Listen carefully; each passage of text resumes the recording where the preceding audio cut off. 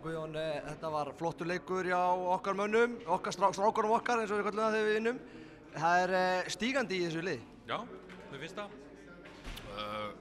Og margir þáttakendur líka í leiknum skilur. Við erum að fá góða hluti úr mörgum stöðum og bara flottur ægi og bara svona holning á öllu liðinu finnst mér. Já, í byrjun leiks þá voru þeir mikið að reyna tróðan á línuna. Voru þið undirbúnir fyrir þetta? Þeir?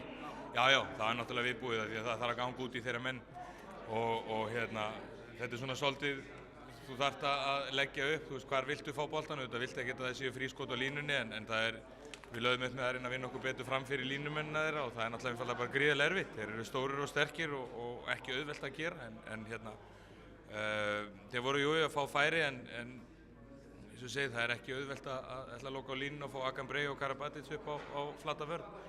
En mér fannst strákarnir loka þessu vel, það var bara einfallega oft á tímum sem við vorum einu færri og þar vorum við í erfiðleikum. Þannig að ef við tökum þau mörk út þá er vörnin að standa bara nokkuð flott finnst mér. Við erum einmitt einu færri hérna síðustu 2 mínúturnar, við erum út af einhverjar 8 sinnum, þeir 4 sinnum, þessi dómarar, þeir voru, hvað maður að segja, þeir voru svolítið... Það voru öðruvísi lína hjá þeim?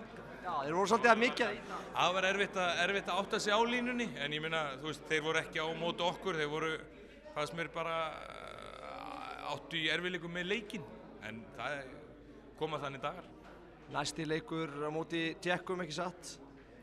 Og það verður náttúrulega erfiður leikur, þeir töpuðu í dag á móti Egyptum, þannig að þeir koma náttúrulega tvíleiks eða þeir ætla að gera eitthvað í þessu móti. Já, klálega, það verður þá þeirra síðasti séns og en sömuleiðis fyrir okkur líka að tryggja okkur inn í 16. úrslitin, þannig að það verður já, klálega hörkuleikur en við tökum þann leik eins og allara, við þurfum bara að halda áfram að halda þessu stíganda í leiknum okkar og þá held ég að við séum í góðum málum. Þeir eru að fá reynda sinn besta mann inn núna í móti eftir veikindi. Þannig að við þurfum að kíkja á þennan leik móti Egyptum og sjá hvað þeir eru að gera og undirbúa okkur bara. Takk fyrir þetta.